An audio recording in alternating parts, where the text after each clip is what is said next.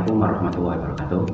Selamat pagi rekan-rekan semuanya, dimanapun teman-teman berada ya. Pada video kali ini saya akan membagikan satu cara untuk waterproof. Bagaimana caranya supaya bilik mandi kita tidak mengalami kebocorannya. Seringkali kita kadang-kadang di bilik mandi itu, terutama yang di tingkat 2 rumah kita, terjadi kebocoran. Nah, itu jangan sampai terjadi. Bagaimana caranya? Cara berikut ada cara nanti yang saya videokan ini, semoga berguna buat teman-teman semuanya yang mempunyai rumah. Jangan sampai terjadi kebocoran atau rembesan air ke bawah ya.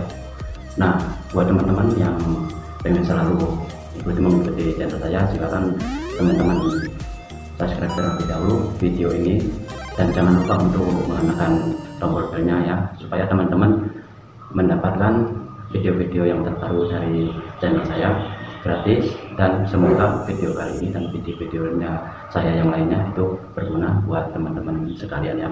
Dan langsung saja silakan saksikan video saya berikut ini.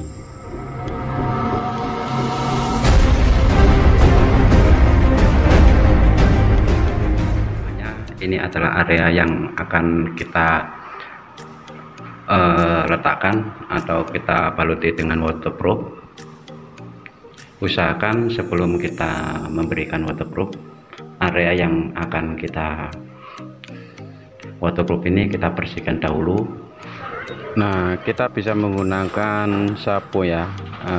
Sapu ini untuk menghilangkan debu, jangan sampai ada debunya. Jadi kita sapu hingga bersih batu-batu atau kerikil jika ada di dalam kamar mandi ya. Jadi usahakan area yang akan kita sapu dengan waterproof itu bersih dan kering, jangan ada debu atau batu-batuannya. Seperti ini ya, kita sapu hingga bersih dan kita lakukan hingga benar-benar kering. Nah, selanjutnya setelah bersih semua ya, setelah bersih dari debu, batu atau sampah yang lainnya, kita persiapan dahulu alat dan bahan-bahannya. Oke teman-teman, nah di sini saya menggunakan Sika Top Seal ya. Ini adalah semen gum yang khusus untuk waterproof. Selanjutnya bahan yang kedua ini adalah saya menggunakan Sika Top Seal seperti ini ya. Nah, ini adalah bahan yang sangat berkualitas sekali di sini. Kalau teman-teman di rumah ya terserah ya, kadang-kadang lain daerah itu lain waterproofnya ya, lain-lain. Jadi nanti penggunaannya seperti apa. Oke. Buat teman-teman yang baru mau waterproof ya, untuk bahan yang seperti ini saya beritahu ya.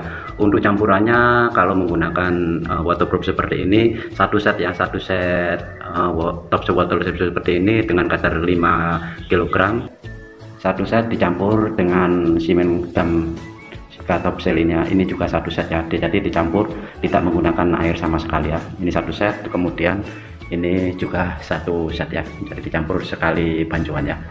Sedangkan alat yang dipakai ini adalah saya menggunakan sapu kasar seperti ini. Ini gunanya untuk area yang luas, jadi pekerjaan kita akan lebih cepat menggunakan alat yang agak lebar ya.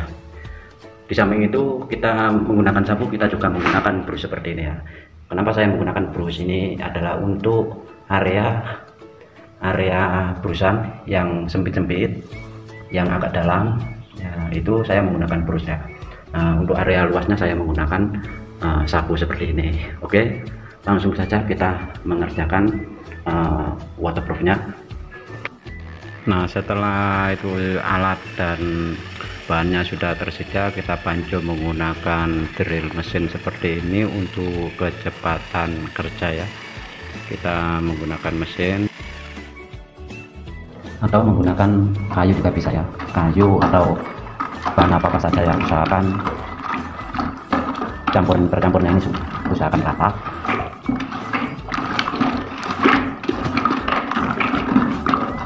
Seperti ini. Kalau sudah selesai kita kerjakan, kita lakukan ke lantainya.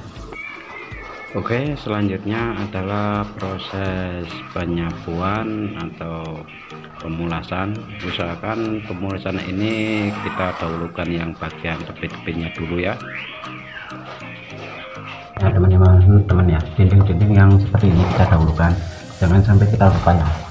Area waterproofnya itu adalah ini dari lantai, terus kemudian kita sapukan ke atas lah, minimal ke 2 atau 3 inci ya dari aras lantai.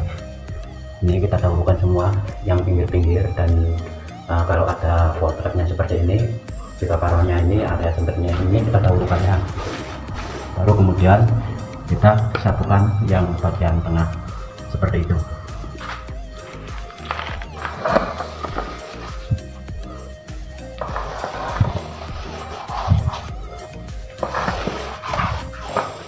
Ini kita menggunakan kuas saja, kalau menggunakan kuas itu enak. Kalau untuk area yang tengahnya itu kita menggunakan sapu saja, ini menggunakan kuas saja.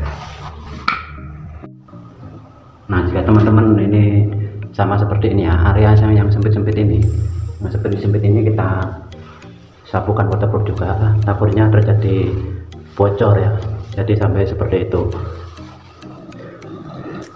Area yang sempit-sempit ini kita sapukan waterproof, jangan sampai ada yang tertinggal.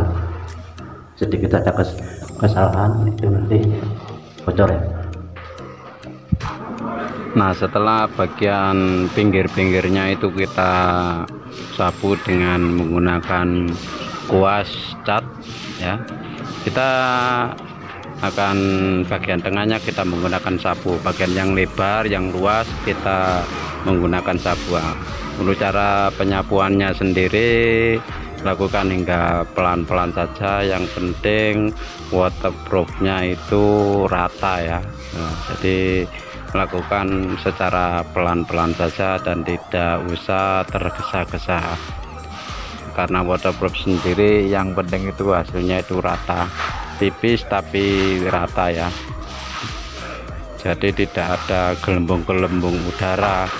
Tapi jika dilakukan secara tebal itu biasanya gelembung-gelembung udaranya itu akan keluar, dan nantinya kalau kering itu akan berlubang ya tengahnya itu. Jadi cara pelan-pelan, dengan kita lakukan pelan-pelan itu biasanya itu hasilnya akan halus dan itu rata ya untuk sekeliling area yang akan kita waterproof seperti ini. Teman-teman juga bisa lakukan ini di rumah ya.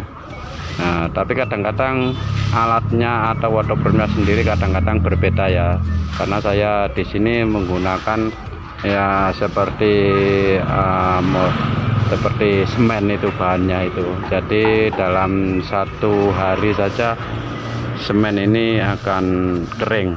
Nah, selanjutnya kita akan melakukan lapisan yang kedua ya.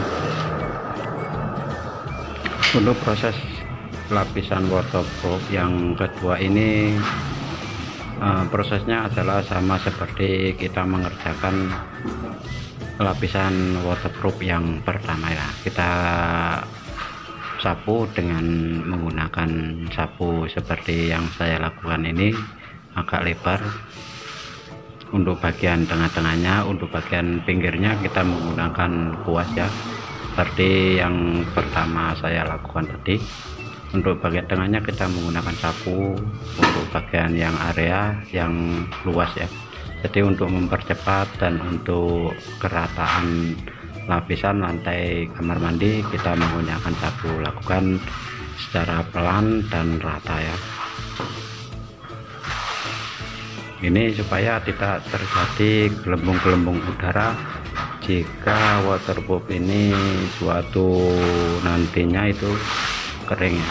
Kita kering itu biasanya itu keluar gelembung-gelembung udara. Nanti kalau gelembung udaranya itu kering, dia akan menjadi lubang. Dilakukan secara berulang-ulang seperti ini.